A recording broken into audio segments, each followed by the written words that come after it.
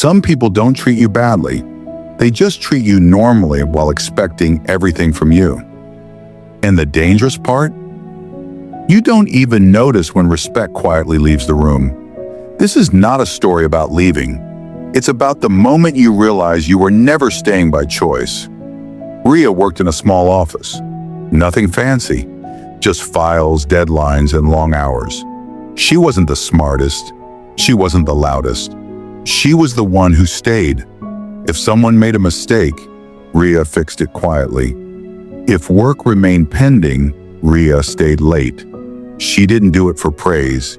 She did it because she believed being useful meant being valued. Slowly, people stopped asking. They started expecting. One evening, her phone vibrated. It was her mother. "Come home early today," she said softly. Her voice sounded tired.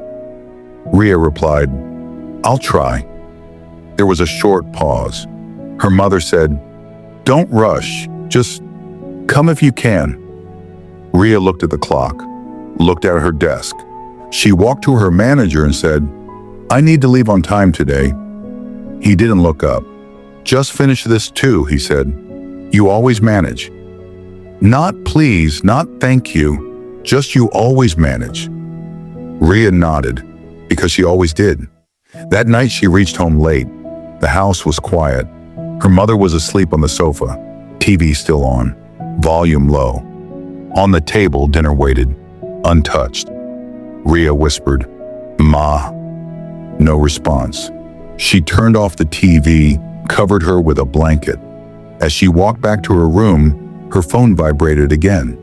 A missed call from her mother. Rhea sat on her bed and felt something unfamiliar. Not anger, not tears, just a quiet space inside her where something had stopped expecting. Her manager placed another file on her desk. Rhea looked at it. Then she looked up and said, "I won't be able to take this today." The room froze. "You've changed," he said. Rhea paused and replied quietly, "No, I just stopped trying to earn what should have been given freely." That sentence stayed with her the entire day. That evening, Rhea reached home early. Her mother was sitting near the window, folding old clothes slowly. She looked up, surprised. "Today you're early." Rhea sat beside her. "I should have come earlier, many days ago." Her mother didn't ask why. She only said, "You always look tired when you came home." Rhea swallowed. "I thought being needed meant being important." Her mother smiled faintly. "No, Beta. Being needed and being valued are not the same." That line hurt more than anything her manager had said. That night, Rhea understood something. She wasn't wrong for giving. She was wrong for giving where it was never returned. Not with gratitude, not with care. And for the first time, she didn't feel guilty for choosing herself. Some people will call you selfish the moment you stop overgiving. Let them, because the people who love you never needed you to disappear to feel comfortable. Walking away doesn't mean you stopped caring. It means you started caring in the right direction. You are not difficult. You are not ungrateful. You were just tired of proving your worth to people who never planned to see it.